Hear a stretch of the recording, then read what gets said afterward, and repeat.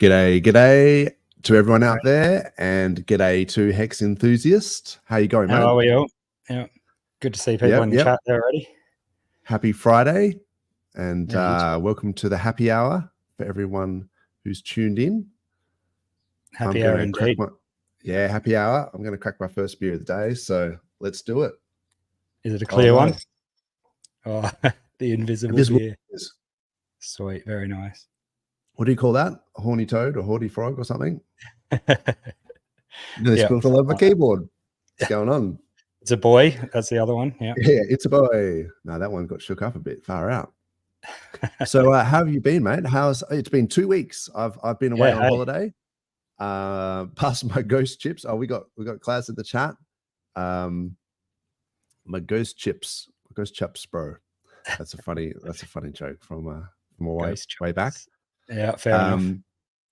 So yeah, I've been on holiday, man. I went away for a week down south, and the price has just gone off its tits.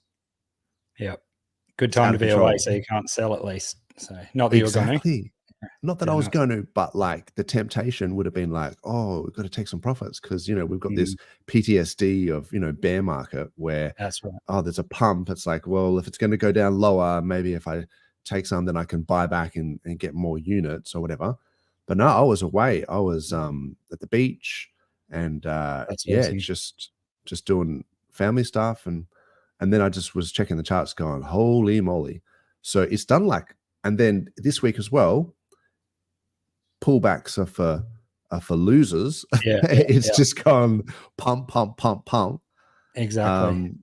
And it's just been out of control. It's like that whole 2024 bingo card, I never would have had that. RH would have just been, well, I shouldn't say RH.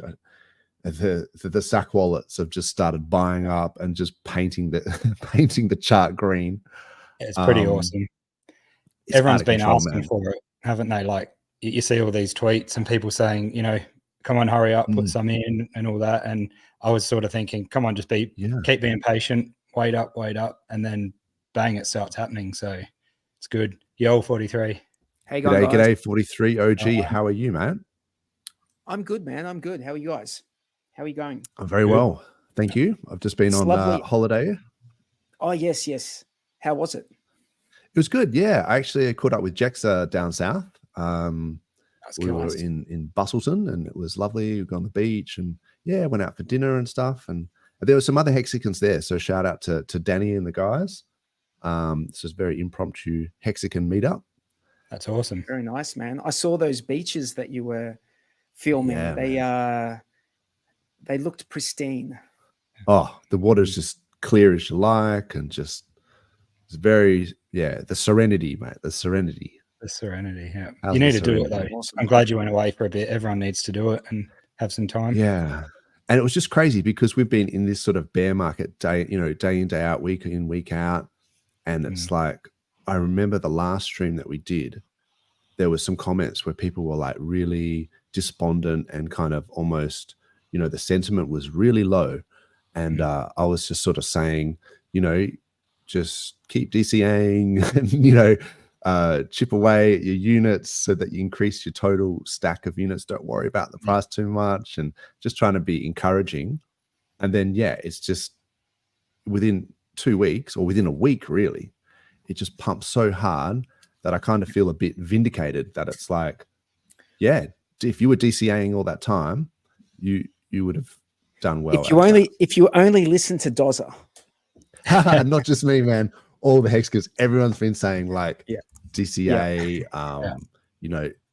everyone's all been sorts saying of signs. It's And I mean, the Hex conference, that was insane. There was like the most YouTubers, world record. And there was just 4 days of just content and person after person was just dropping alpha everywhere. Which crypto community has the network effect that Hexicans, Pulse, like Hex, that basically the RH ecosystem? Which community has the network effect that we have going into this next year and a half? It's like I would say that I'm going to make the argument that we have got maybe not the biggest community, because I think overall, Bitcoin and Ethereum, they've got very big communities. But we're the most engaged. We're the most engaged. We're the most bang for your buck as far as engagement goes. Like, we've got more active streamers. We've got more people on Twitter actively like engaging with people. And I think that in the last year or 2 years, what we've seen is, us move away from it just being like hex centric. Like, I'm still extremely, from a personal perspective, I'm extremely hex centric. I'm like, yeah, for sure. It's about Same hex, right? Yeah. However, because I think that's the basis upon which everything else can grow, right? I think that long-term mentality, which is what hex, does for us, helps us develop that long-term mentality. But now what we're seeing is this spread, and it just means that it's going to be open to so many more people in this next year and a half. Like, whereas before, some people were maybe they shied away from it just because they said it's too like cultish or whatever. And now with the whole block, that we've got like a layer 1, we've got like the DEX, we've got like all these other things that plug into it, which and it's all working. We've got all these different DEXs, we've got like loan protocols, we've got all this stuff on a layer 1, on like an EVM layer 1. I think we're just and we've got the community, the network effect of the community. So yeah, Somi talks exciting about that, and with the Metcalfe's law and things like that, and it's like you know, I forget the numbers exactly, but it's like, if you double your user base, you like 10x the price or something like that. But it's like it has a real leveraged effect when the more people you get in, and then it's like the impact is out of control. And so from that point of view, having a relatively small, tight-knit community means we can only really go up. And RH has said that before, like, closed doors can only open. So when you start to see people gatekeeping hex on market cap ranking sites and on channels and things like that, they're starting to, like, even if they don't talk about it, when they pull up the daily bubbles and there's this giant PLSX bubble right next to their head, it's the elephant in the room. You can only ignore that. You can only ignore that for so long. Can't ignore that shit. And people are like, hey, hang on, what's this? And they're like reluctantly mentioning it. But now they're starting to pivot, and you're starting to see Ivan on Tech, Ran from Banter. Yeah. I think BitBoy is going to be doing some streams. Yeah. And it's on the regular as well. It's on the regular. So, sorry, Hex Enthusiast, you go. No, you're right. Speaking of like the community effect and stuff, I've actually tried, when people start talking about other coins, or you hear, a mate that's got this other coin that, he's expecting to pump, or, that he's got his heart set on. I've tried looking at through their communities, just trying to see if I can find, the community, or find the type of stuff that Hex and PulseChain crew do. And there's just nothing, except for, the occasional streams that are just, crazy price predictions, or saying this is the new one. And most of them, most of the chats you see, it seems almost like bots.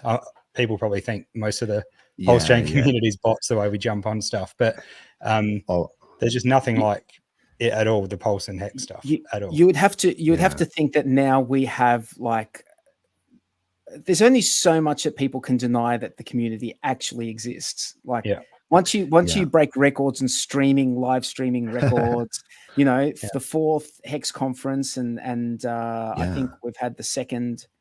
Have they done the second Pulse conference? I think they did the second one, because the first one was before it came out. Yeah, possibly. Yes, I think you might be right. But yeah, that's hectic, man. Like that conference, everyone who came on in their respective segments was just dropping alpha and really insightful stuff.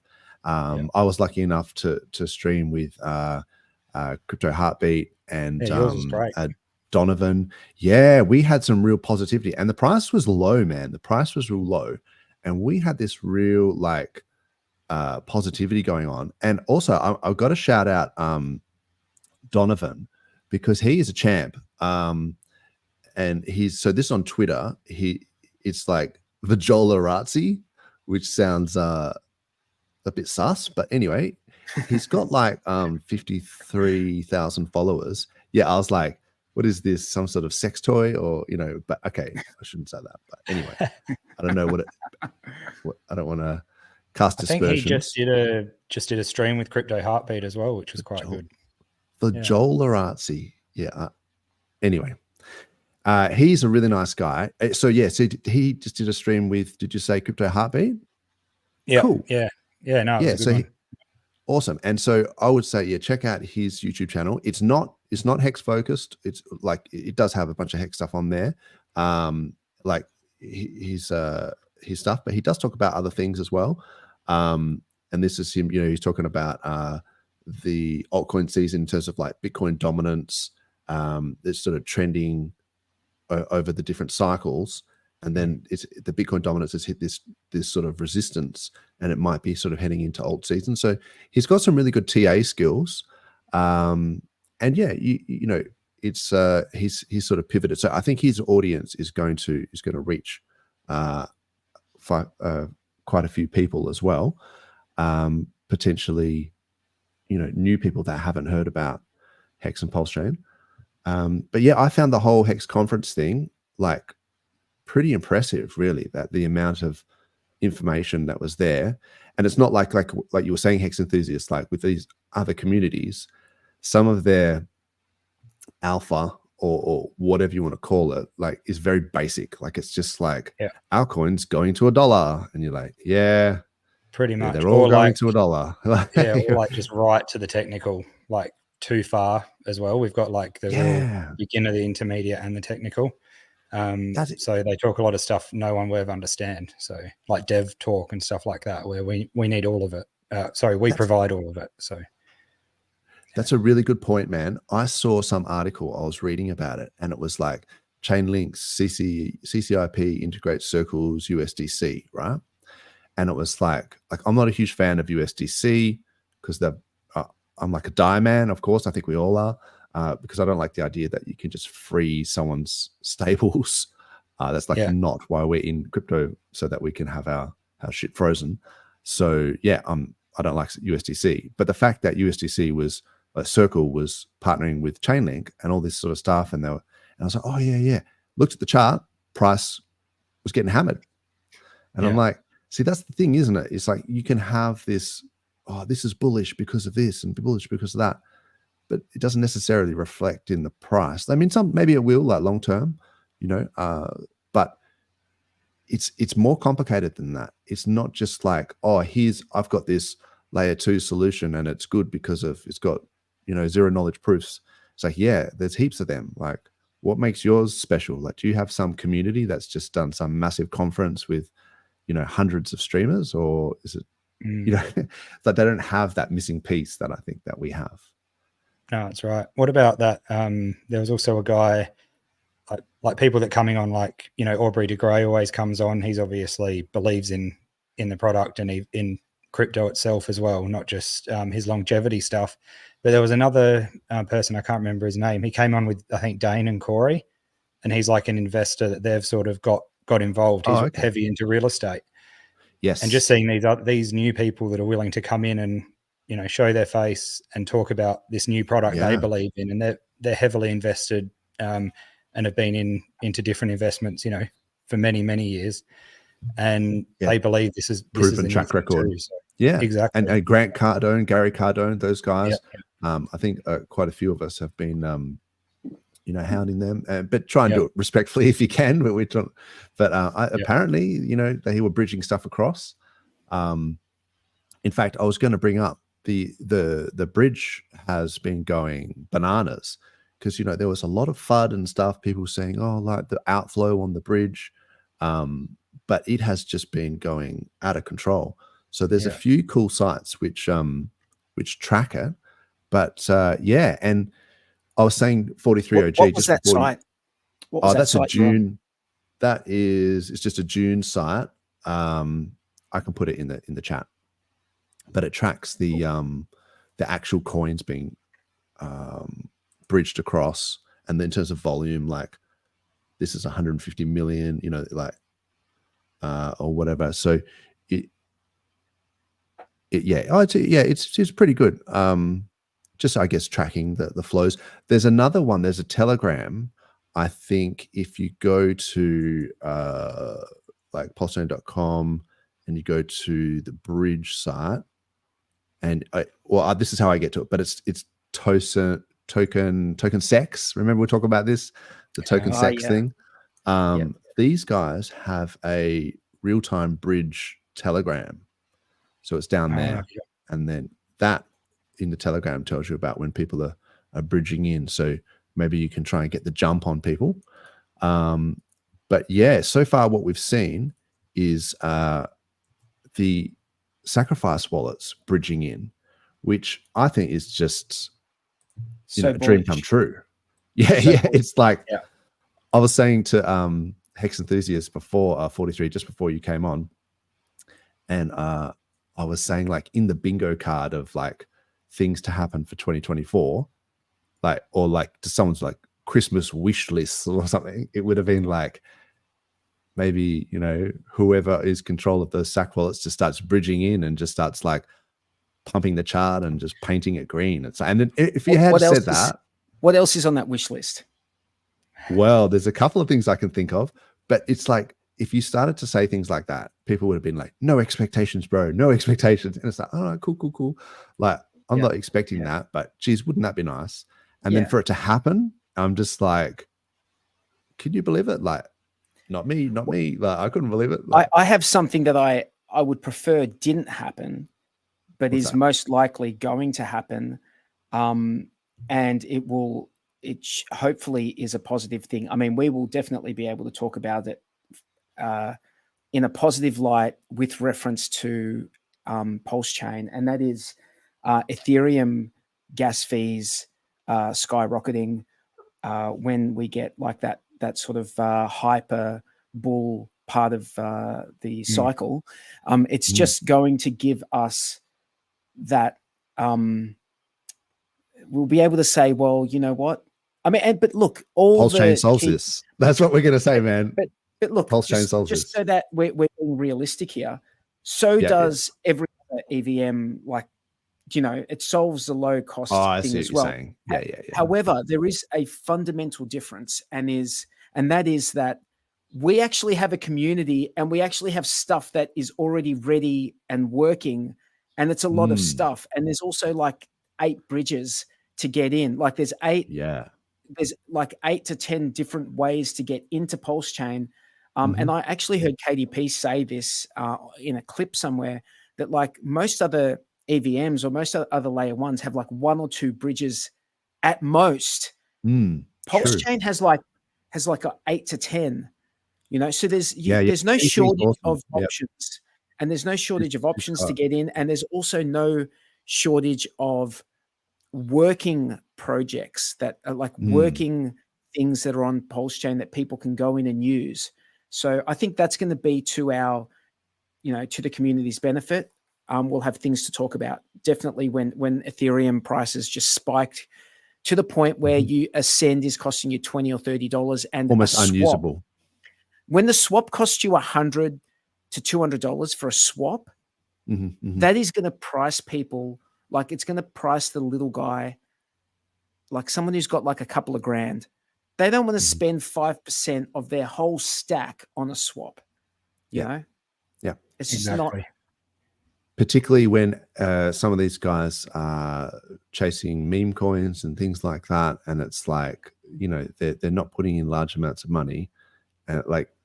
So, if you've got a big player, you probably don't care so much about the gas, but majority of the people that are like, frothing and sort of FOMOing in and things like that, they're not going to want to pay $100 a swap. Do you know what the other thing is? Then maybe they go to the cheaper, because these meme coins as well, like they're starting to pop on. There's meme coins. Yeah, you're right. There's meme coins. But also the other thing that, and people have been like poo-pooing this idea, but I still think that it's going to be of value. And that is all of the copies, the forks of the ERC20s.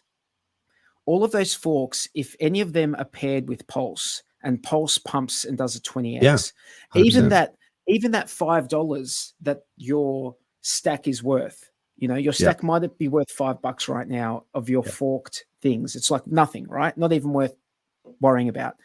But when it's worth $100, are you going to go like and use it? Are you going to go, hey, there's a free $100 over here, or there's a free $200? Are people going to just say, hey, at least I'm going to swap this for Pulse and have some Pulse over here? Definitely.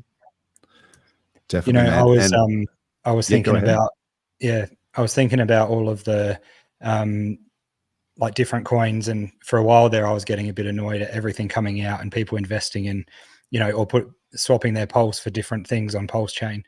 But then really now it's just proven to me, and I think a few others, that it's not so much of an issue if it's staying in the ecosystem because of Hart's law, how it's all going to work. I mean, if everyone was just buying PulseChain, probably would be a bit better off by now.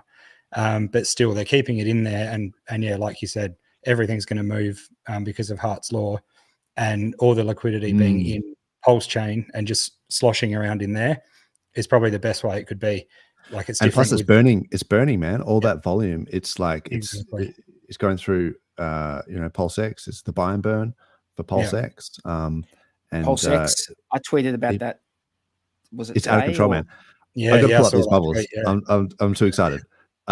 Speaking of meme coins, the ultimate meme coin is Ink, me. it seems. This is just like something that's has been bit of a controversial topic with Ink. Like, I mean, for me, like PulseX, amazing, you know, Pulse, Hex, these gains are crazy, eHex.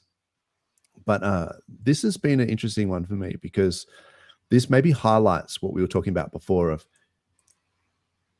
the crowd does what the crowd wants. You know what I mean? And the market is always right. So whether I can sit there and say, look, I don't know about Ink in terms of, you know, it's an emission token. You get it for free if you provide liquidity and farm those LP tokens. And then it's like, so, you know, why would the price go up? The price goes up because people buy it, and people have been buying it. And maybe it's because it used to be at $80 and it's like $1 or whatever the reason is. This, I think, was possibly over, you know, a week or something like that. I don't know where I got this bubble from. 7 days, yeah. I'm glad I scooped some of that Ink at the low. Tell you that much. Well, look, I mean, I had some because I had been farming, but I just never sold it, right? And because it was like so low. So from that point of view, I never bought any, but I had been farming. So this is what we were talking about before. How funny is this when you've got BTC, you know, crashing down, Banter's trying to shield his bubble site, and there's just these massive balls in his face of just, you know, PLS and PLSX, and it's like, oh yes, let's talk about Cardanzo, and it's like, bro, yeah, let's talk about the tiny one next to the green ones. So yeah, I thought this was really cool. Like, and you know, amazing that we managed to get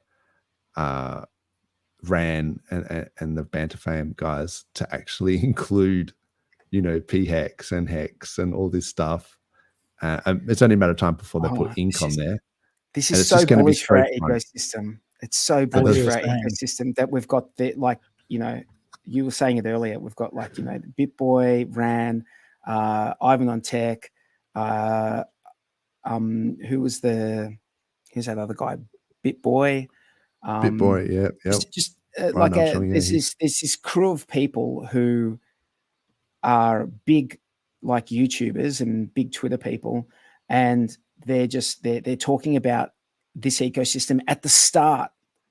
That's very bullish for us. Yeah. That's very, 100%. Very bullish. It just means that a lot of people are going to be finding out about this. And if they keep that didn't happen with Hex. People were just like gatekeeping, and you know, it's like no one was talking about it at all. But that's not going to happen in this. This is already like they're proving to us that they're going to be talking about all this stuff this cycle. So who knows what's going to happen? Who knows?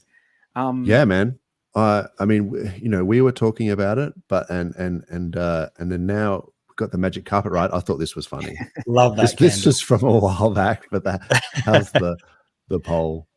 But that's the thing. All these memes, hilarious. all these crazy things he did are just going to stay around for this whole bull market forever. Like, that's brilliant. We need that stuff. It's so good. And people love memes. You know, they talk about meme coin. What's the name?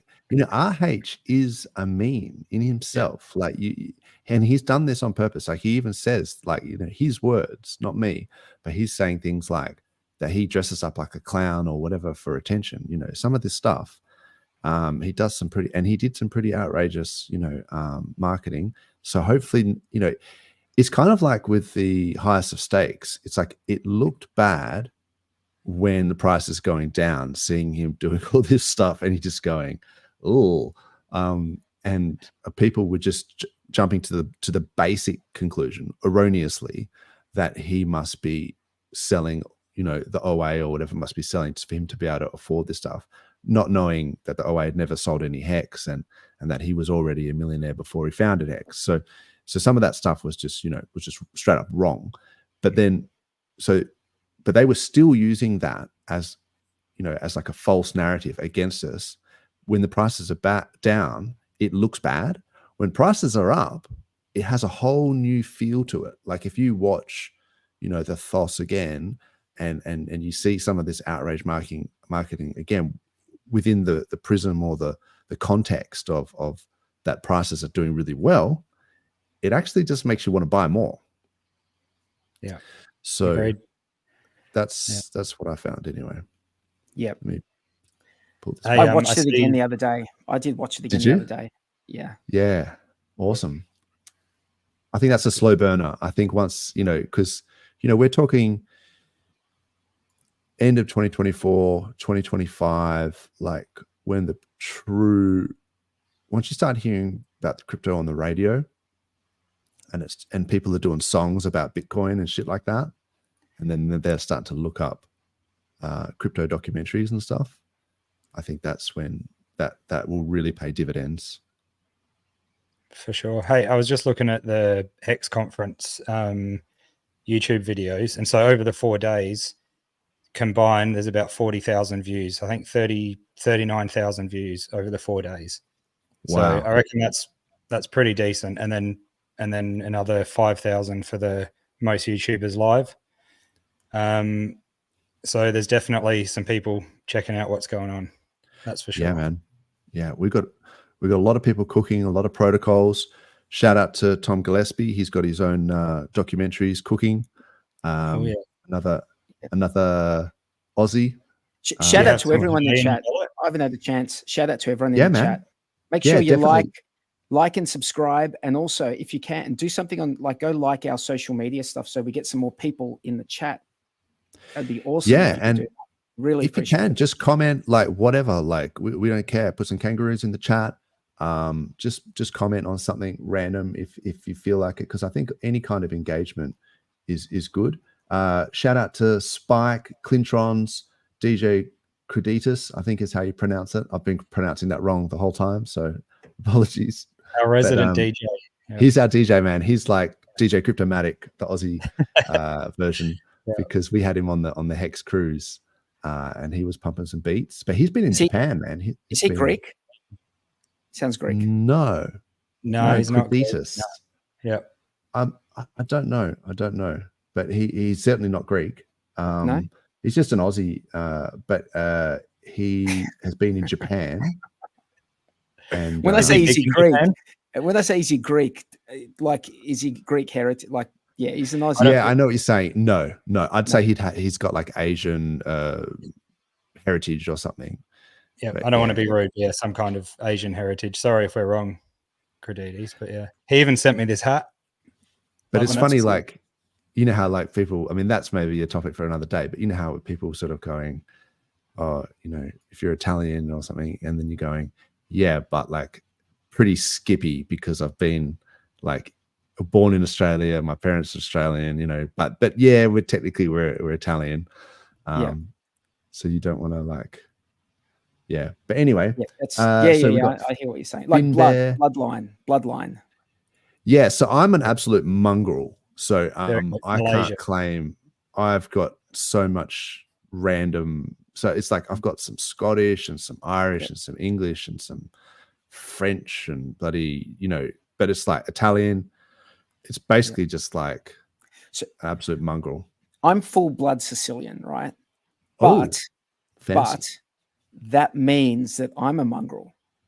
But an old, like a mongrel from like, because Sicily was like invaded by every like power over the ages, like every power in Sicily, because it was that place in the middle of the Mediterranean, like that big, right, and it was just like seen as this place that you wanted to have, right? So everyone invaded it, like. So, and like we're all related to Genghis Khan and things like that, where once you go back a few like 10 generations, it's hectic how many influences you actually have. I'm a Pole, but not the one that Richard Hart was on. So. Nice.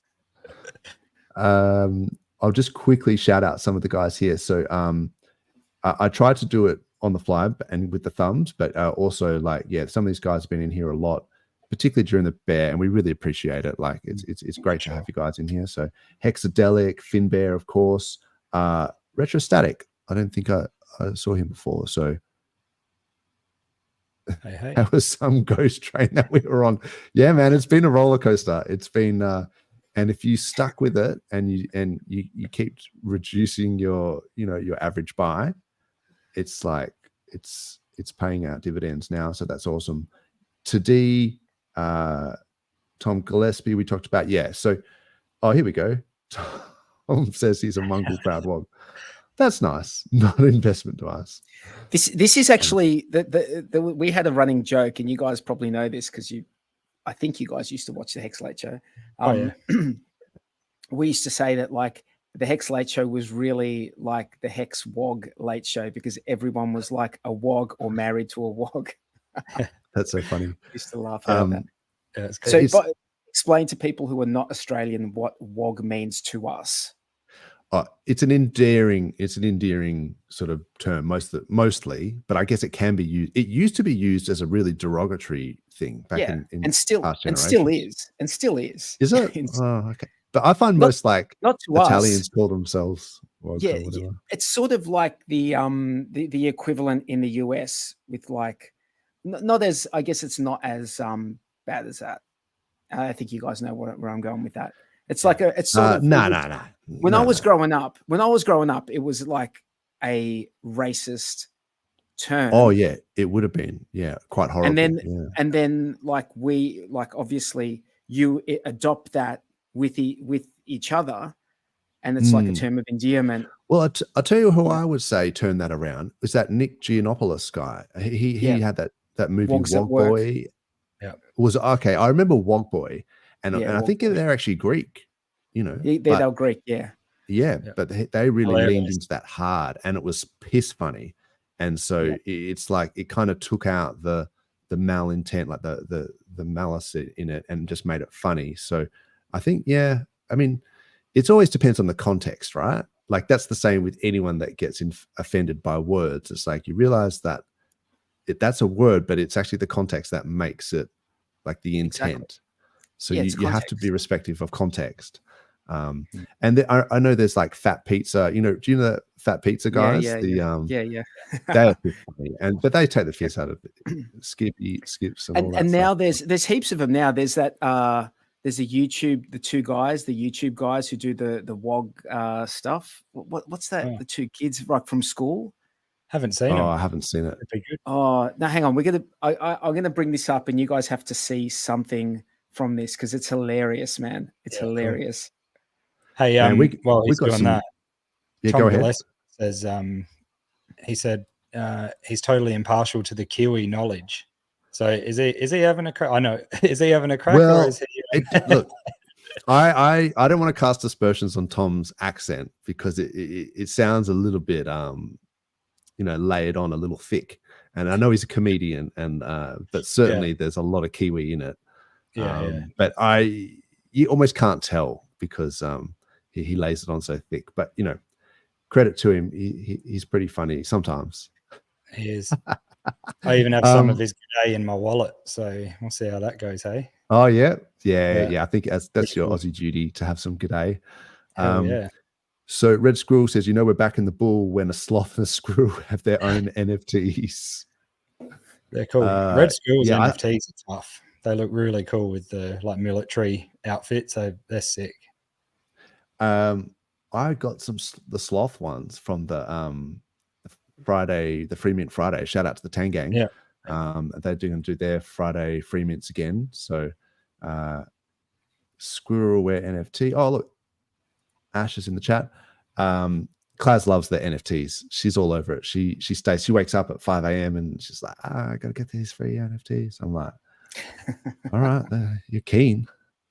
I buy put a Valiant. Ooh, nice call. I will buy a What's he talking Valiant. about? That is on the cards. My brother had a really nice Valiant, a VF Coupe, when I was growing up, and a lot of my friends actually had VGs. Was that was the VF the Pacer, the one with the two lights at the front, with like very similar? Sort of it wasn't down like that. Very long body. Yeah, it was. It wasn't exactly the Pacer one, but it was. Pacer very, was the very coupe, similar. wasn't it? Was the Pacer the coupe?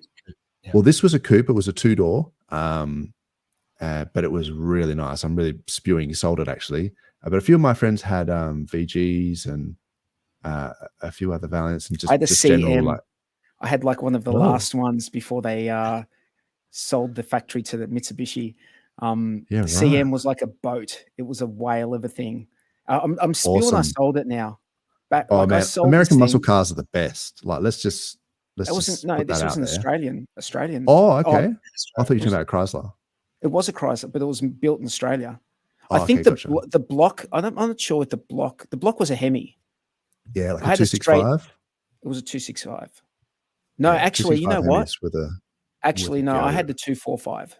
I had the 245. Okay. I wanted the 265 straight six. Yeah. I'm pretty sure they were even produced here as well in Australia. So yeah, for a little while there, they were still produced here. Yeah. Okay. Can I tell you how good that thing was? I used to wake up every morning. I used to get my broomstick out. I used to bang the carburetor a few times, and the thing would start. No worries. Yeah, that's it. It's beautiful. I've had some old cars that with you're sitting there trying to get the choke going, and you're just waiting for it to warm up. You take off, and there's just some old lady just walking down the street faster than you, and you just go, come on. Yeah. But, I had an old Holden panel van, which was good. Oh, did you? Yeah. I had an old Holden panel van, which was pretty sick.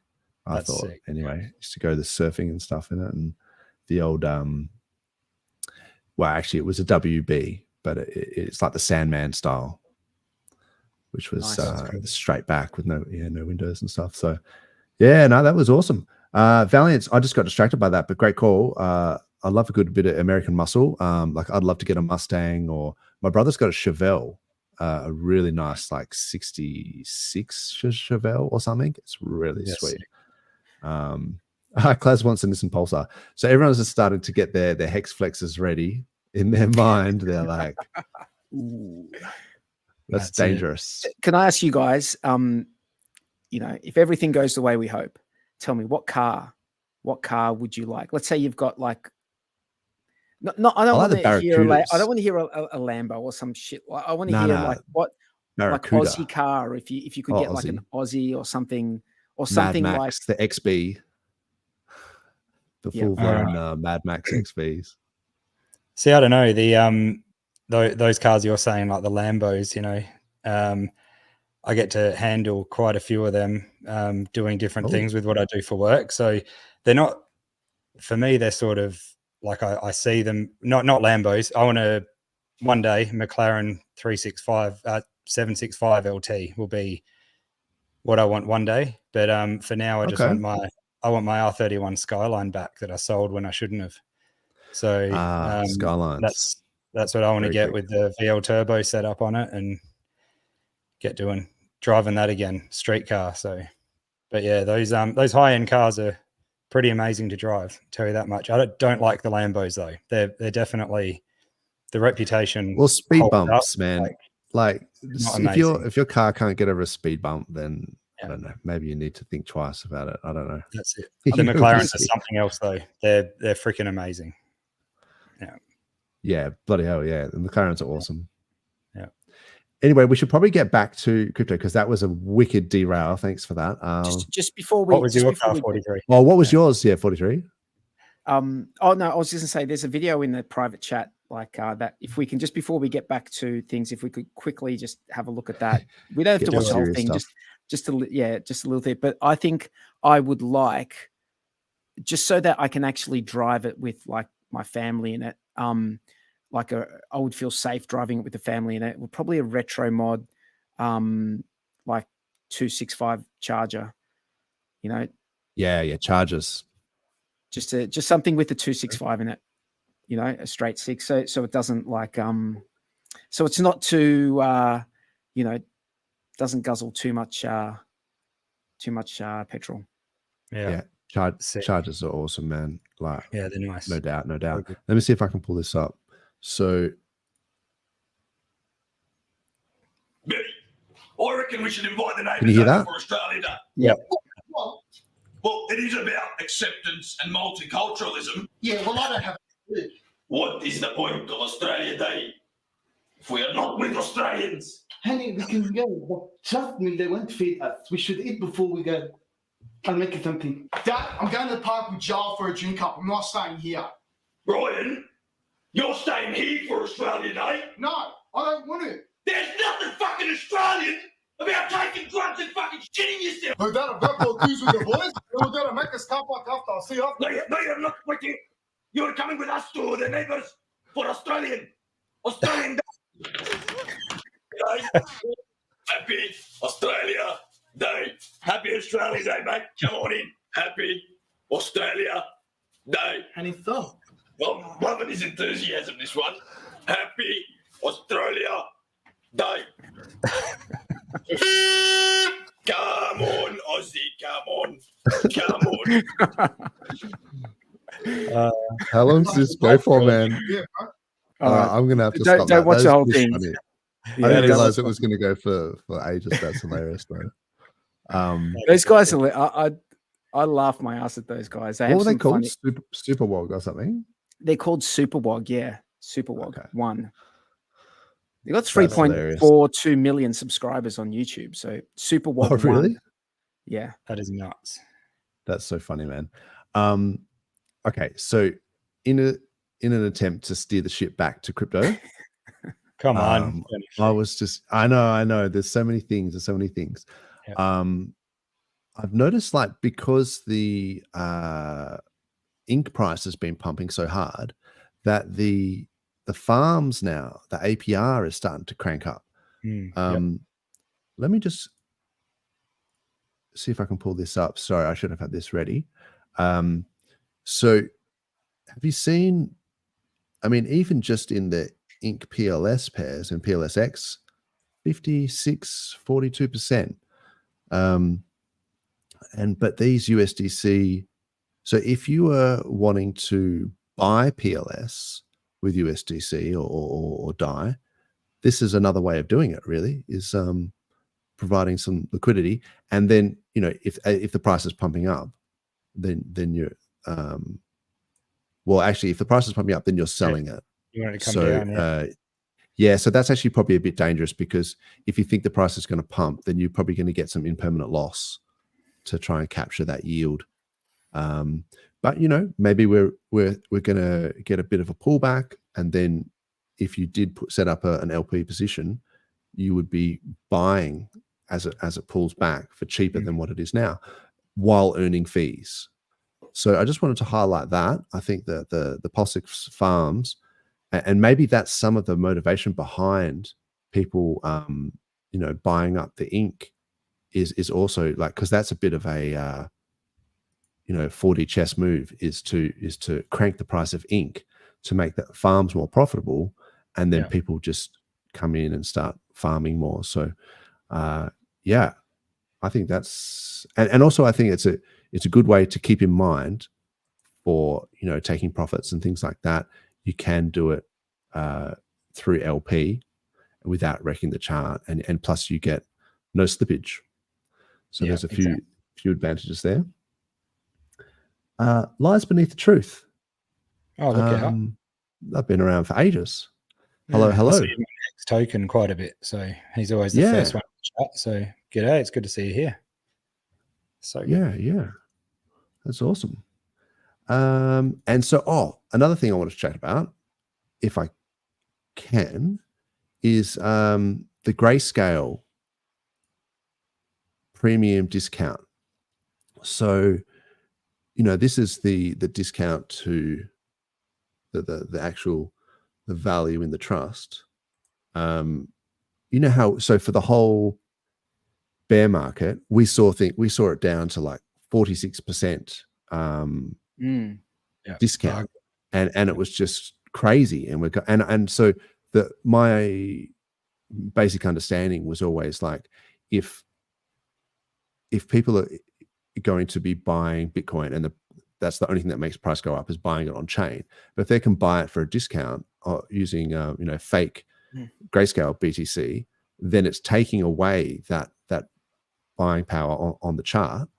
And why wouldn't you, if particularly for legacy, if they have their hands tied, and so I clipped a video from RH where he explains it really well. So I might just put that on. It's sort of like the DESI discount, isn't it? Reminds me of the DESI discount. 100%.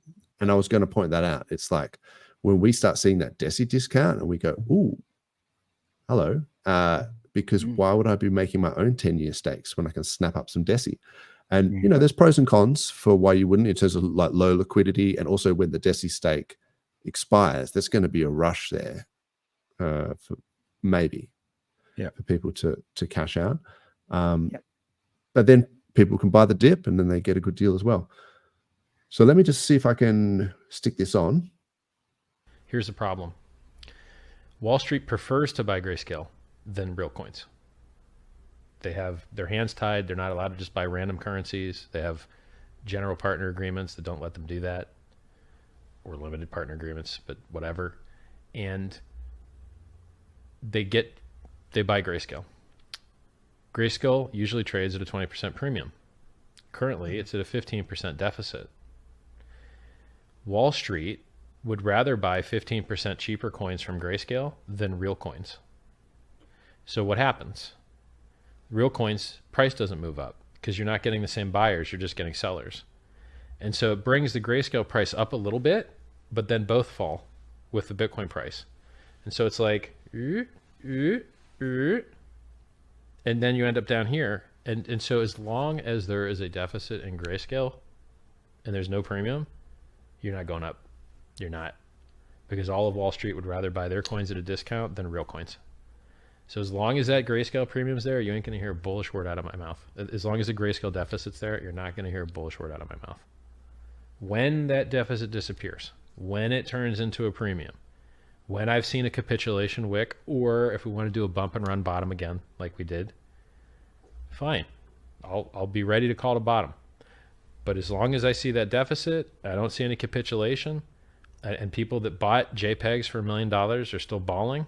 No. I want to see capitulation. You bought a JPEG for $1 million. I want to see you sell the bottom. You need to get wrecked. You bought, all these terrible things that people bought.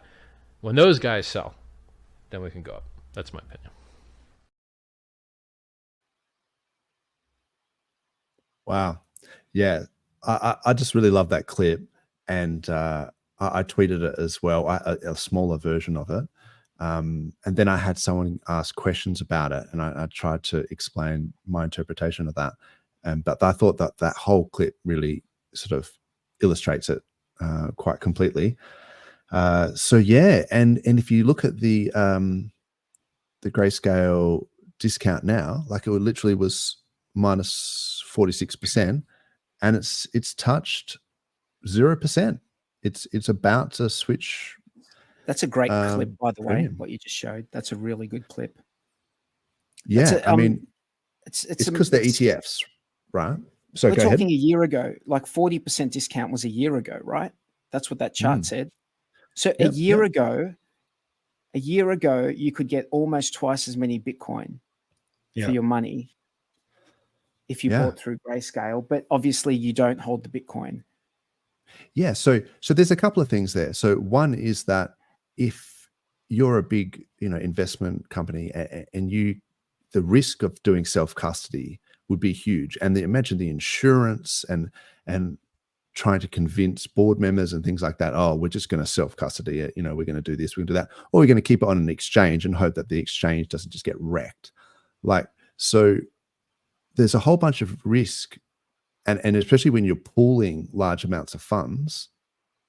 So, but whereas if you go on using a trust or like ETF or like Grayscale, which has now turned into an ETF, it takes some of that risk out. So you'd be happy to pay a premium for that risk being minimized, right? So he was saying that 15-20% premium would be kind of almost should be the norm. So to have it down at 46% discount, it was just crazy.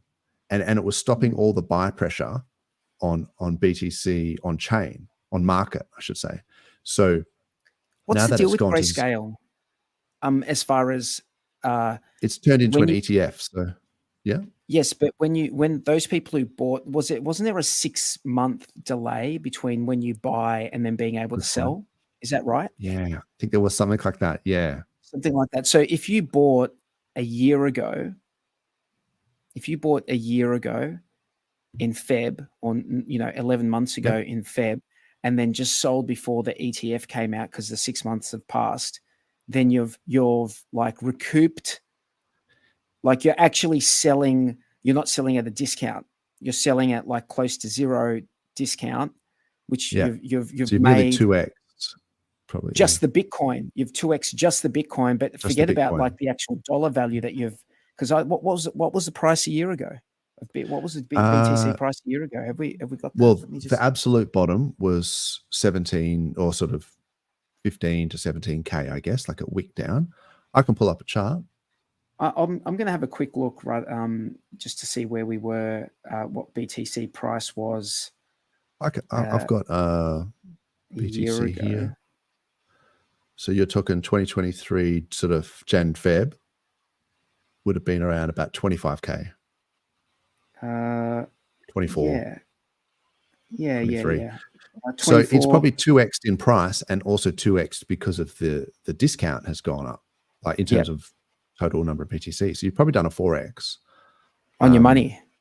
On your money. So you would have gone in and for $24,000 or let's just say $22,500, because what's the price of BTC right now? 41. Okay.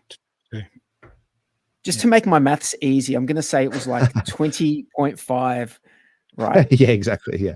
And then you would have got everything is a sphere, and you would have got close to 2 BTC for that. 2 BTC. Yeah, exactly. For that money. And then now, if you just sold, for argument's sake, a couple of weeks ago when the price was a bit higher, you would have got like over 80 grand for it. So you're 20 grand. Yeah, you did 4x. Crazy, hey? And imagine if you had spent that in Aussie dollars and then the Aussie dollar has gone down against the USD as well. So, there's stuff like that, which I appreciate. That, we have a lot of our investments in US dollars at the moment. And you're just getting that extra few percent here and there because the Aussie dollar is crushing. So I haven't looked at that in a while. Can you bring the 67? What is it? 67? 1.4, 67 exchange? Yeah, I wonder. I've never done this before, but in theory, I should be able to just go. You just divide it by 0.67. But as a ratio. Divide the US dollar thing by price by 0.67, and it should give you your Australian dollars, roughly. I can't pull the chart up for it just without mucking around. But it's definitely been going down lately. Yeah. Okay, so I just checked the chat and 66. 66. Okay, yeah, awesome. Okay. Sorry, what did you say, Hex Enthusiast?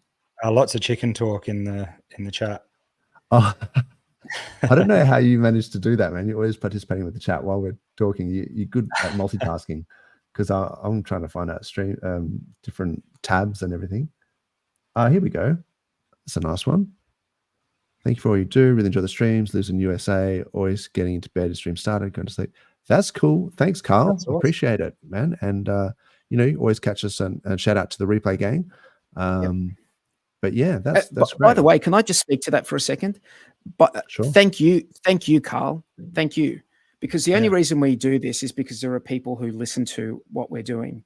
If no one was listening, we wouldn't do it. And the fact that you guys are writing stuff in the chat, we appreciate it, and it gives us a reason to come back and do it again next week. Yeah, and it's been a fairly brutal bear for the last sort of 2 years, and so I tend to like to try and contribute to improving the community sentiment. So that's one of my motivations of doing it, because sometimes people just they're not as positive when the price is going down. So then, and that reflects in how they're posting and stuff like that. Whereas we've always tried to be like, DCA and this is an opportunity to exactly to increase. Crisis can be opportunity. And yes, so sorry to interrupt, but I talked about this at the Hex conference, because the price was relatively low when I was talking about it as well. And I was saying that some of the things that have worked against us in the, I'm not going to say bear and get into semantics over it, but in this part of the bull market, when the price has been going down, because of the bonded liquidity, when you see people that were capitulating and sort of, selling down their sacrifice bags, they all got out of whatever it was, PLSX, that would then get routed through hex pools and PLS pools and things like that. So it would bring the price of everything down. And so those things that were sort of negatively affecting us will actually really positively affect us on the way up, when people start aping into ink for whatever reason, or into PLSX because of the buy and burn. Then that's going to pump up the PLS price. And then when people want to ape into Pulse because it's a fast, layer one, you've got all your PRC20 narratives, and it's cheap. The gas fees on Ethereum are huge, and that's going to pump the hex price. And there's the lots of things that PLSX work. Buy and burn, though, can I just speak to that quickly? I worked out this morning that it was roughly $34 million of that equivalent is to $34 million. Like as of this morning, $34 million of PLSX has been burnt. Wow. Ridiculous. Yeah. There is some pretty cool sites that show that stuff, which means it can't be sold. Go, what? Like, let's remember what that means. It means it can't be sold. Yeah. It means that there's more scarcity. No one can buy it. It can't be sold by anyone, dumped on the market, and it can't. And there's less of it around to buy. So plus just think of buy pressure as well, right? It's not just a burn, like it's the buy and burn. So it's the buy and burn. Yeah. It's the buy. So and as these things, as the price of PLSX goes up, it's like the amount of dollar terms that are being burnt and the amount of dollar terms that are being bought and all this sort of stuff, as the whole ecosystem goes up, and then some percentage of that gets bought up. It's like, I think it's going to be pretty hectic. So, you just got to have a long-term mindset. And that was why I brought out that grayscale thing as well, was partly because it's an epic, RH bit of, alpha, but also because it kind of gives you an idea of where you are in the cycle. You can kind of think of it in terms of halvings, if you like, and kind of go, okay, halving in April, what's going to happen pre-halving, post-halving, and with respect to the halving and all this sort of stuff. And as an aside, PulseChain launched very, very close to the same amount of time from when Ethereum launched with respect to its halving, or to the BTC halving in that cycle. Yeah. So you know, I calculated the amount of days. I've talked about this in the past, but the amount of days between when Ethereum launched and the BTC halving of that cycle is very, very close to when Pulse launched with respect to what our halving will be. So you can talk about that sort of stuff. But another way is just to think that, you know, until we start to see the grayscale premium being and being like 20%, 40%, things like that, we still got a long way to go. So yeah, are we going to see the same premium though now? That's the question. Not. Maybe why not. would we? Because before that was the only real, like when I say mainstream, but the only bigger option for legacy to buy it. Now there's so many options. Could that play into it not like that not happening in the same way? We can't, I mean, things actually have changed since the last cycle. So I just wonder, I know we always say like, you know, this time it's different, or don't fall into the trap of saying this time it's different, but it actually is different this time. And when I say it's different, that particular aspect of it's different, right? Yes, 100%. And maybe, you know, have to get Somi to comment on that because he knows more about this stuff than I do. Shout out to Somi. But I know that there was like the chain link. There was some way that you could get like there was a chain link trust or something like that you could buy on the stock exchange. I'm not sure if it was like the equivalent of Grayscale, but like Grayscale for Chainlink. And the premium on that was out of control. Like it was like the guys were paying like 50% more than what you could just buy Chainlink for, you know, on market. So yeah, I'm not sure how it's going to work. But I think it's definitely an indication that we've only, you know, from RH's own words, that if we've only just got back to 0% premium, then he said he wasn't going to even start talking bullish about the market until it got to that point. And coincidentally or not, that's when the SAC wallets started to bridge money across, was when that premium went to 0. So depending on who's using that metric for what, you could speculate. Hey, I just want to make one comment, and then I'm gonna head off for the day. Sure, mate. Sure. So that clip is like, there's so many awesome clips of Richard Hart, and there's so many awesome clips that a lot of the world don't get to experience because they're in English. Now that we have this lip sync tech, which will convert, like will lip sync and convert the clip into whatever language, like whether it be Spanish, Chinese, like AI that Maddie was using to just change everyone's language over. Yeah, that was seamless, man. That was really good. Yeah, so that is a tool, like in my mind, that is the quickest and the easiest thing that we could do as a community. Just go through and just change, like convert all these clips over. And I'm just wondering, where is that like, does that like, where did it come from? I know that there's some software out there, but I think it's pricey. So I'm just wondering. Well, Maddie's one, he talked about at the end of our conference on day 2. He said the name of it, so I could check that out for you. Yeah, he's mentioned it does cost a fair bit. Like he said, it is quite pricey. So, you know, yeah, I mean, hey, it still might be worth it, but yeah. It's not worth everyone getting a copy of it, but it's probably worth one person who is good at, who's got lots of clips, who can just pump them out, who can just go in and get the most out of the subscription. I'm sure people would contribute to a well-known person in the community who wanted to do that. I'm sure there'd be people out there who would contribute to that, to get that done, because that helps. Like, can you imagine if you just are pumping out Richard Hart tweets on clips in Chinese or in Spanish? Like, yeah, that would be a big deal. It's a great idea, man. It's really good. I know we were talking about this in the Italian channel. Like, it's something that like the Italians would, you know, they could do well by hearing some of this stuff, you know?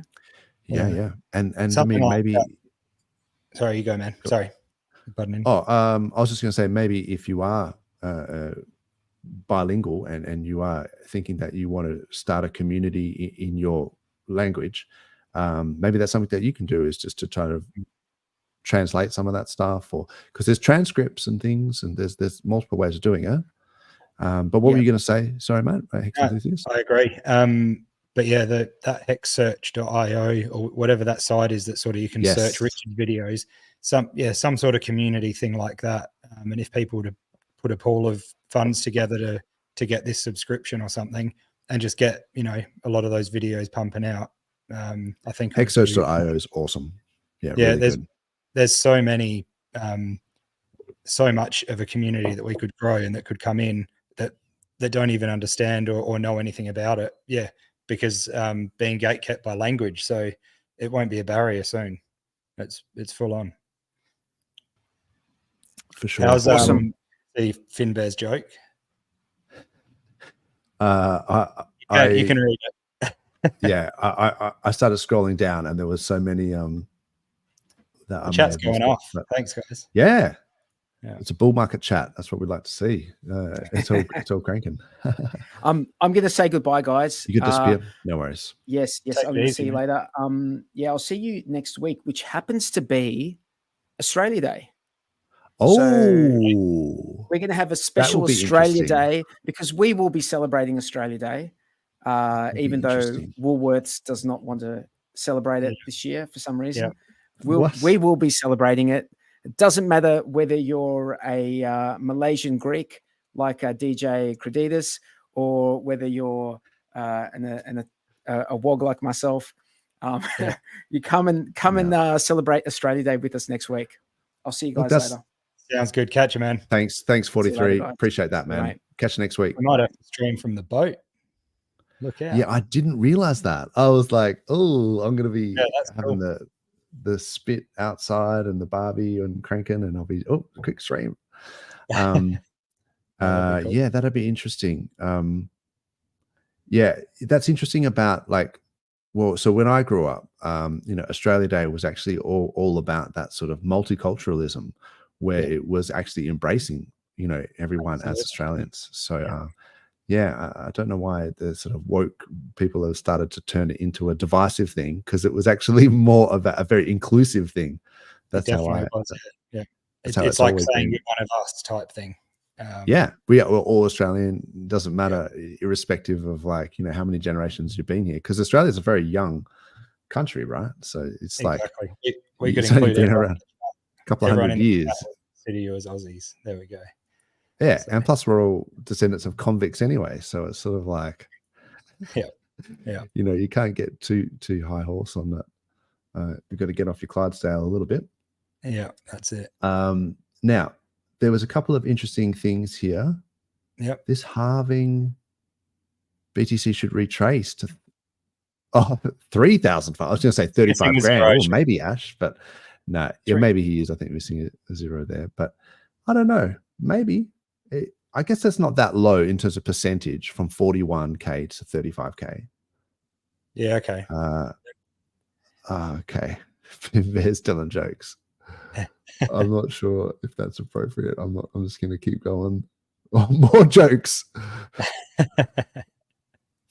That's funny. Okay. I'm not sure, but here we go. Creditas from Japan. Okay. Anyway, there's lots of chat, man. I'm struggling to keep up with everything. So one other thing. Go ahead. Chat, it's up to you if you want to pull it up or not. But there was a video, Matty Allen, on one of his streams, but it's on Brizology's page. The movie directors from the highest of stakes talking about strategy of Richard Hart, and it's pretty cool. If you want to do, I'll put the time there. 51 awesome, minutes. Man. I'll see cool. if I can. Yeah. Doesn't go for long. Okay. You've got the time there, so it's 51:18. It doesn't go for long at all. You'd see their three heads pop up on the screen.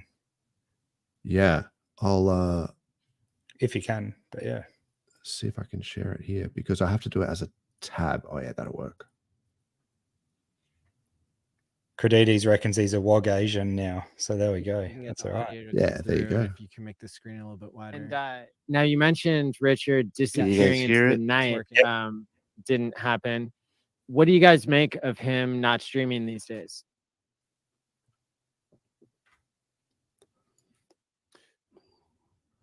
What do you make of him not streaming these days? I would say that we can't answer that question without breaching confidentiality. You know what I mean? Like we're in regular contact with Richard about the movie. He is, definitely been amazing at everything that is needed for his part in being a leading character in a movie. So it's not really our place to speculate on that, and it does pull on conversations that we've had that are off the record and are related to, the making of a movie. So I love what Grant said. What do you make of it, Maddie? Well, I think he's been very active on Twitter, and so people can follow him at Richard Hart Win on Twitter. So I mean, I could see it as something strategic, or it could be that. It could be that he just sees. Or there's an or for Richard Hart. Really? That's like. I think the question is, what is the strategy? Not is it strategic? Yeah. No. Okay. Well. Yeah. Create the top 5 unstrategic things Richard has ever done in his life, and then let's talk. Yeah, I don't think there's anything on that list. Okay. But yeah. Awesome, I thought that was man. pretty Awesome. good. Yeah. That's actually pretty clever, isn't it?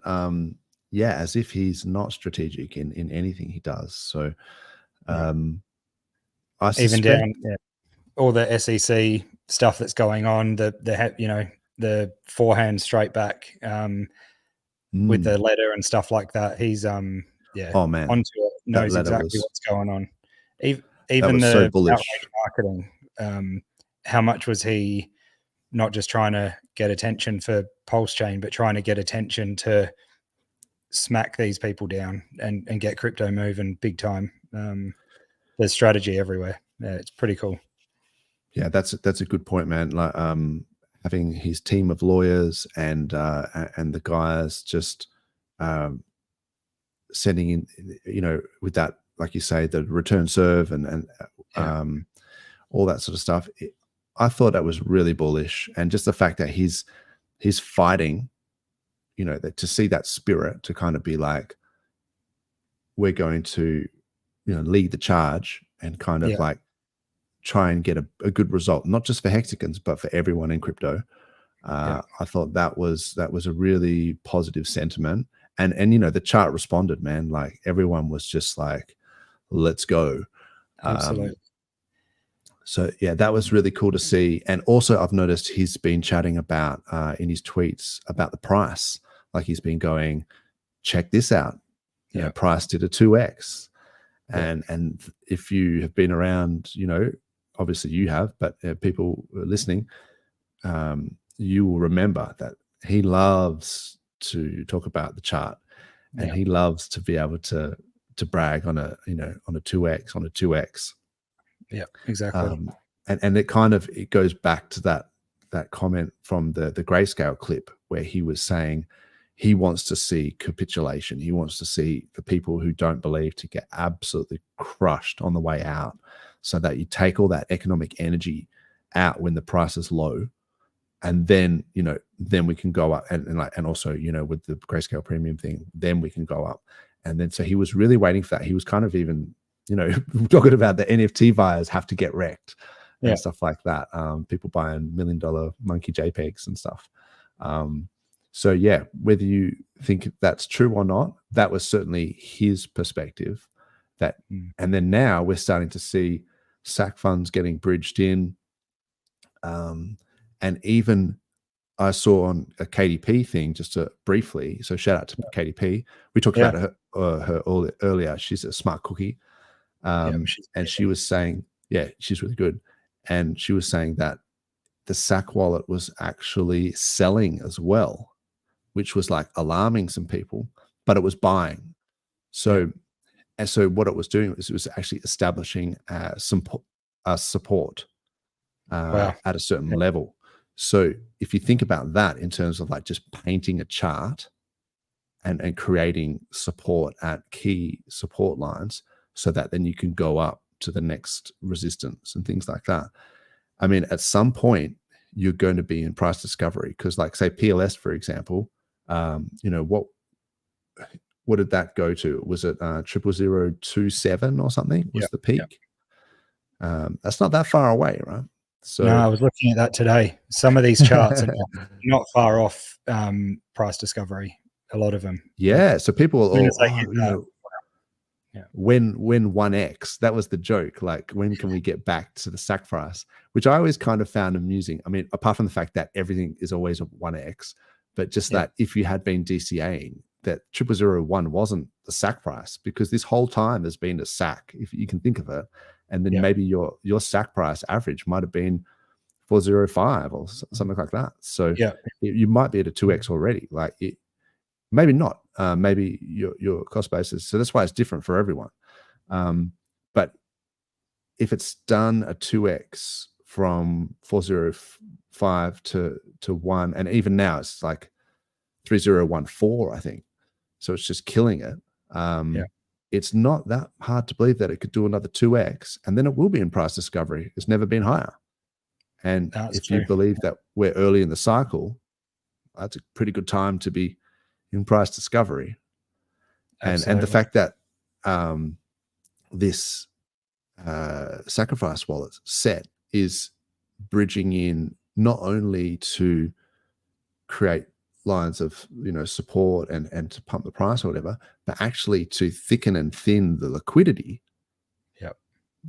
That's like an absolute master composer at work, just painting it. So, and who better to do it than the guys who are behind the hex chart doing a 10,000x. So who's to say what's going to happen? But I think we're in a good position.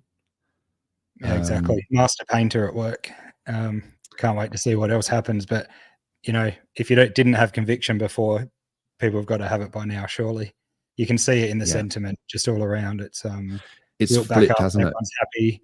Everyone's pumped. It's really good. Yeah, I just can't believe that. I mean, I literally went away for like a week. It's just like completely. And I sort of said that like it can move quick. People are like yeah. You've been saying that for a long time, or whatever. And it's like, okay, well, whatever, do whatever you want. Like, you do whatever. And I've always said that as well. Do whatever you want with your own money. Like, literally, not my. That's the best one.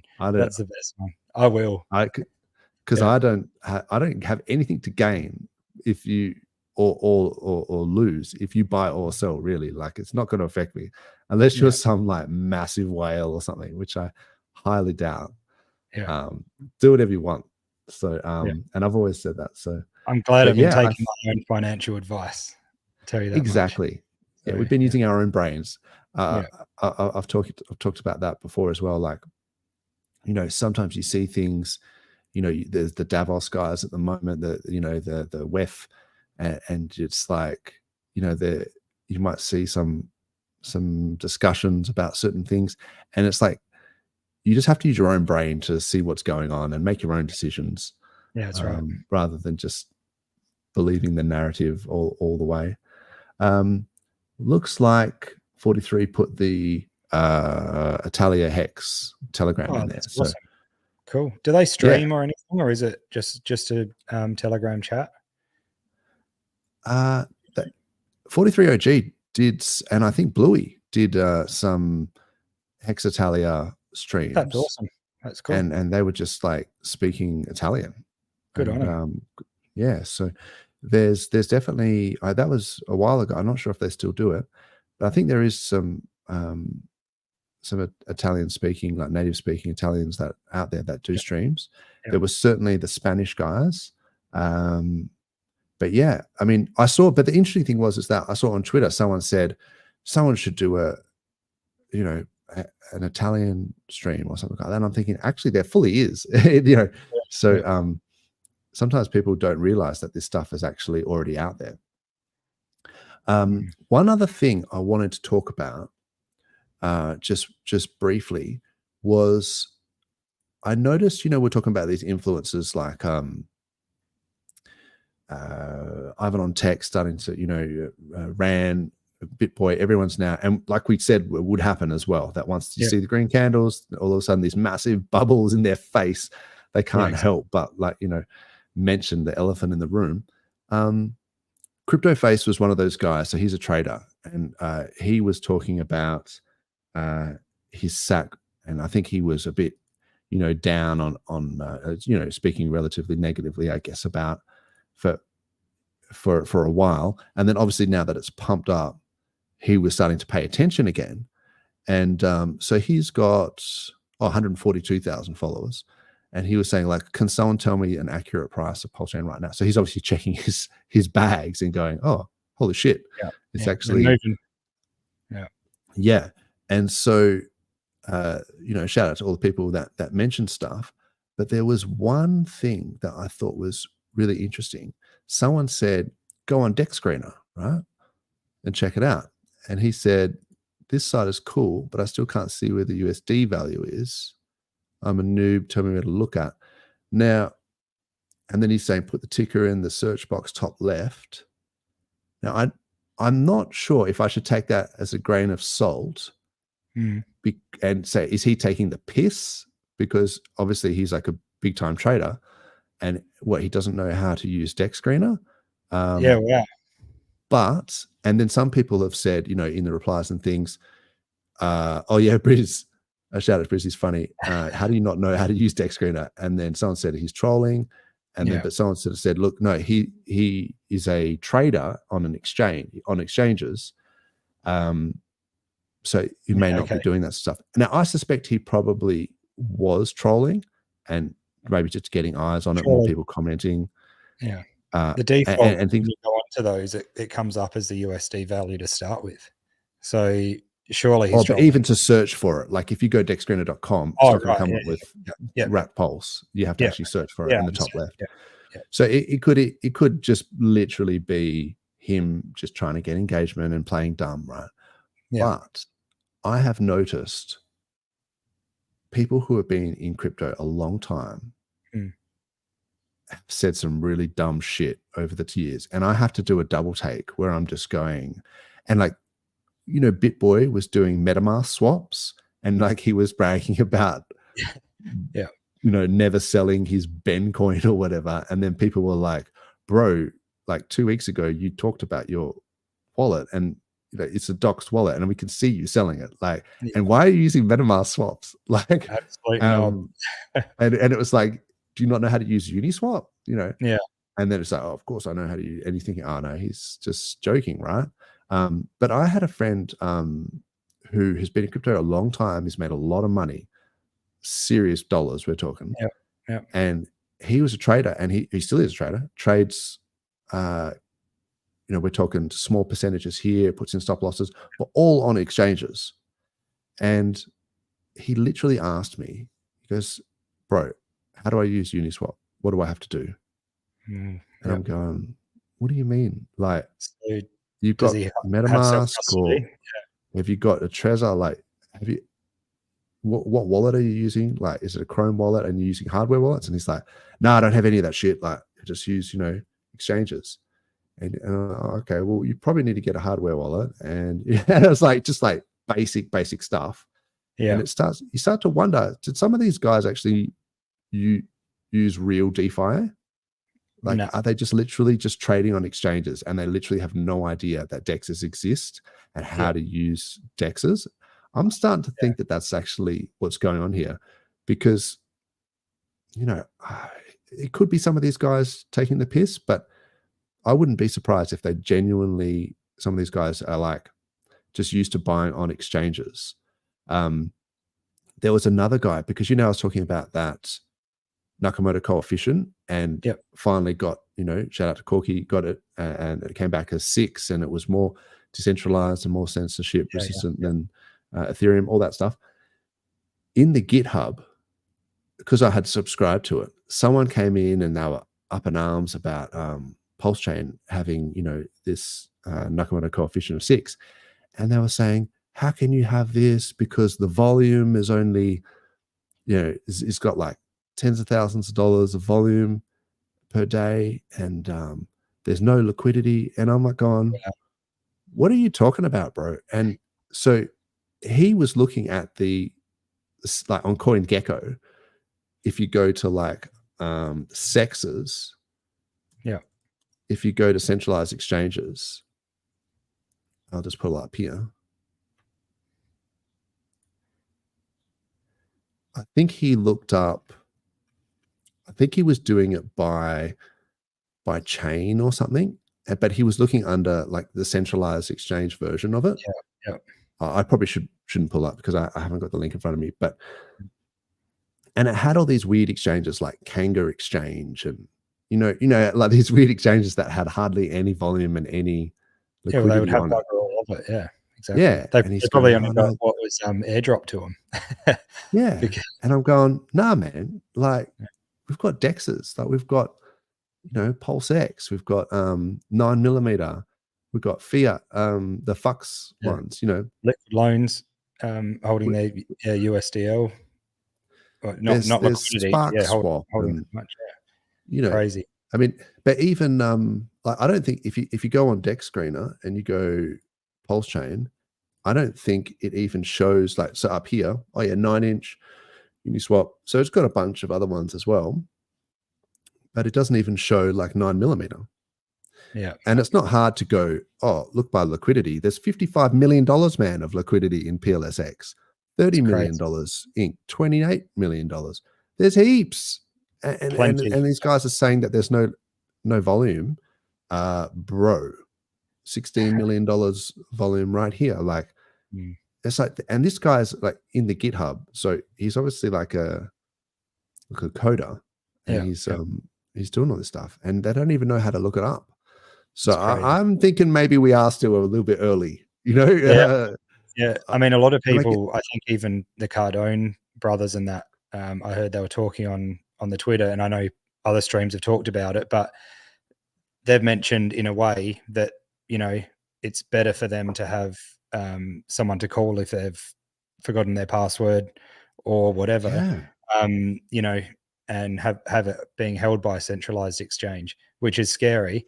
And, I know a lot of people hold some on there, and that's all well and good, spread your risk across different things. Or if you do want to trade, a bit easier, keep a little bit there. But all of these people your risk across, it'll be great when they start bringing their money in and into real DeFi. We'll actually see some more price action, I reckon, because I wonder how much of it's actually being like softened because of the gap there with the centralized exchange, because they're not really buying off the market all the time. Yeah, true. And plus the centralized exchanges do some stuff behind the scenes as well. So it may not actually be showing you the real picture. But yeah, that's really interesting that these guys are like, they don't trust themselves to hold their own passwords. And it's like, but you can spread your risk by buying multiple Trezors and having multiple wallets. You don't have to say, it's all in one wallet. It's like, well, no, you don't have to do that. Like you can actually have multiple wallets with multiple hardware wallets as well, which I would recommend. 100%. So it's like, I don't know. And these guys, they can't afford a $200 Trezor or something? Like they're talking about $1 million bloody. Yeah, maybe it's just what they're used to. They're just so used to doing it one way and it works, and they haven't had it go wrong. It's lazy. Let's be honest, man. Yeah, they're being lazy, and I think that's what a lot of the ones that are speaking big about Bitcoin at the moment. I wonder how many of them have held Bitcoin through other cycles or crypto, because I've heard a lot of the time some of these centralized exchanges have liquidity issues at the top, or some of them go down, things like that when you're in a hard bull run. Don't get me started on Binance, man. Those guys, anytime there was a dump, the site's gone down. The withdrawals have been suspended. Yeah, it happened to me a dozen times. Yeah, when there was a big crash in the market, all of a sudden the exchanges start playing funny buggers, and they start doing the suspending withdrawals, and we'll see it again. and people are like, oh no, I got to dump my coins. I can't.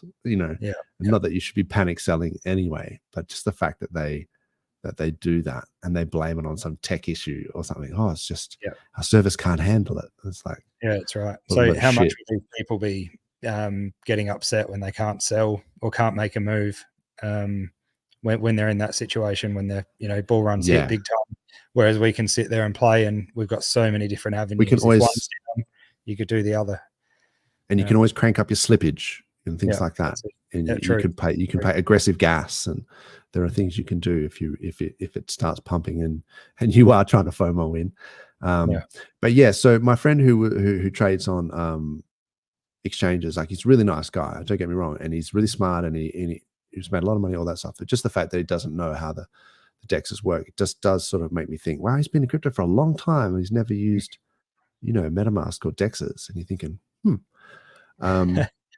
and then just to start, like, when you look at, like, on DEX Screener, just the sheer amount of liquidity, because Ethereum obviously is the big daddy of liquidity here, 71 million, but even then it drops off pretty quick. 15 million, 7 million, 4 million. I can do this really quickly, right? So 43, then 9 down to 4. Yeah. Solana, pretty low, really. Goodness, that's low. 5.4 million. That is and so the low. scary thing about Solana is, check this one out. Dog with hat. Okay. $4.4 million. This has been, everyone's been talking about this dog with hat. Oh yeah. It's a meme coin. Yeah. Okay. $4.4 million liquidity. There's $33 million worth of volume in a single day. Far out. Yeah. So how does that work? People are just buying and selling, 8 times the amount of bot trading, total probably. Liquidity. What? Yeah. Okay. And then it drops off real quick, 1.6 million. We're into the hundreds of Ks here. Arbitrum. I know there's a lot of centralized exchange volume as well. But a lot of this stuff, okay, that's interesting. 30 million for GMX, but that's like a lending protocol. And then so bang, we're pretty up 20 mil plus. I think I know you'll get there, but I'm getting there slowly. So Polygon, it's at 7 mil, 2.2, 1.1. And now let's go back to PulseChain. So that was like the top 5 in volume of all the DEXs. 55, 30, 28, 23. There's serious liquidity here. And the price is still moving 48% in a $30 million. So in terms of like how much weight, how much buyer pressure do you need for that to go up 50% in a day with like a fair amount of liquidity? Exactly. There must be some buyers. That's for sure.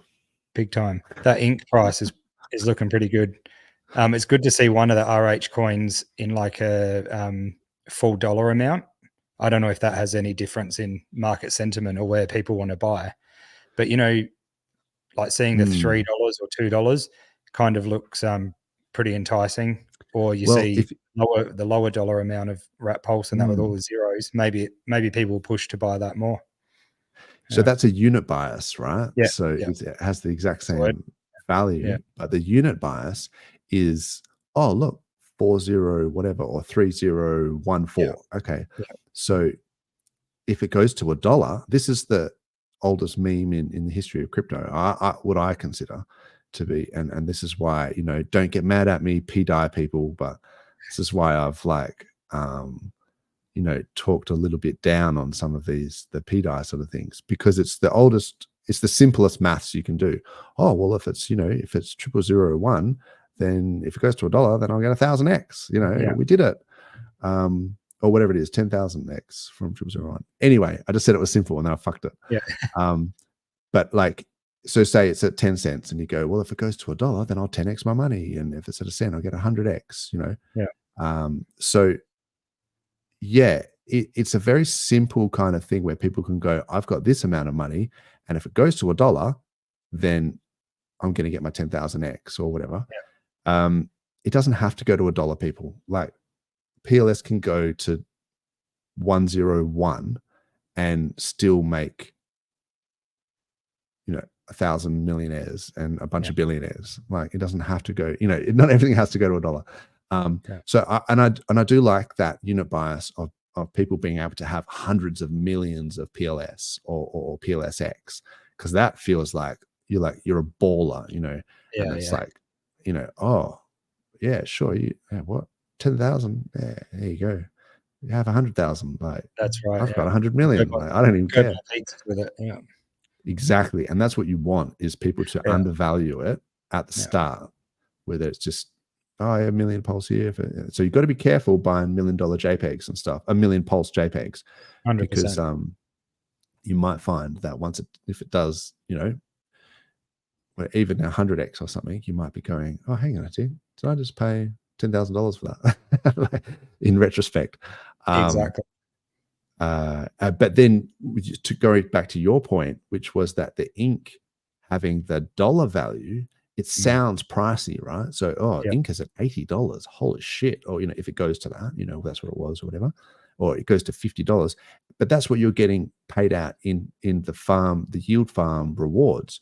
You're getting paid out in something that has a large unit bias. So psychologically, you're going, oh shit, I got 20 ink. Oh, that's all right. That's like $40. Or, oh wow, I got like 200 ink. Oh, now we're talking, like in a day or whatever. And when it starts to, and particularly at the start with those yield farms, I remember taking, harvesting the ink, and you're just going, it was pumping. Yeah. This is nice. This is nice. And then when it got below $1, it's just like, no, I'm not interested anymore. So maybe that's the grand plan, is just to pump up the ink price to get people to want to get back into the yield farms. Yeah, I think it'll happen now that we see, the sentiment change. There's got to be something that gets played around with yield farms soon. I was going to try and put a time frame on it, like a guess, but I don't know. Within a few months, I think we'll see some changes on the yield farming and stuff for sure, and incentivize people to do other things. Yeah, new pairs and things like that. Yeah, could be very interesting. All right, bro, we should probably wrap it up. I've just been frothing so much. I've just been talking. Been but yeah, did you have anything else you wanted to chat about or highlight? Not really, I don't think. I think the world record attempt was really cool. I know you were asleep, so thanks for that. And Claz took your place, but she didn't mind ragging it. She didn't mind ragging it on you. So yeah, that's cool. That's cool. No, that's funny. That was great. We were down south, so she got up at like 5 a.m. or something, or probably earlier, and did it on a laptop or something. So yeah, I was like, nah. No, that's I would have done it if we had our streaming set up and everything, but it was very limited down there. So I was sitting here before we go. I was sitting here, with my streaming set up and stuff, about to go live with it, and then my internet drops out, and I was like, "Here we go." And I thought at first the stream dropped out, and then I go for a walk down the corridor, and my puppy was sitting there. We've got this puppy that's only a few months old, sitting there with its tail between its legs, and it chewed my Ethernet cable in half. No way. So I was absolutely peaking. I was not happy, but I had to quickly jump on the phone and do it with that. So later in the day, I got down there, stripped the wires, and twist and tied them back together. So that's how we're doing it tonight. But no, that's a good excuse, really man. That's a very dog ate my homework, dog ate my Ethernet cable kind of excuse. In fact, it looks like he's having a chew on it right now, mate. Dog ate my camera. The dog's having a nibble on the old camera cable over there. So good timing. But good that's time about to wrap it up, bro. Good community. Well done for doing that, man. Yeah. Oh, thank you. Yeah. I think that was really good for sentiment. The whole Hex conference, I think, was really good. So shout out to Maddie Allen for doing that, and everyone involved. Sure. I think that's pretty much it. I would say, keep in mind that there's limit orders you can do. Maybe we'll talk about that next week with the the Omni Tetra thing. And yeah, I hope everyone has a good week. Hopefully we'll see you next week for Australia Day. And thanks 100%. To the chat for all the comments. Please like and subscribe and put any comments that you can in there. It's very much appreciated. Yeah, that was good for sure on the chat. So thanks everyone for joining us. Yeah, it was really cool. Awesome. Thanks, guys. All right, rock on. Cheers, man. Take it easy, everyone. See you, mate.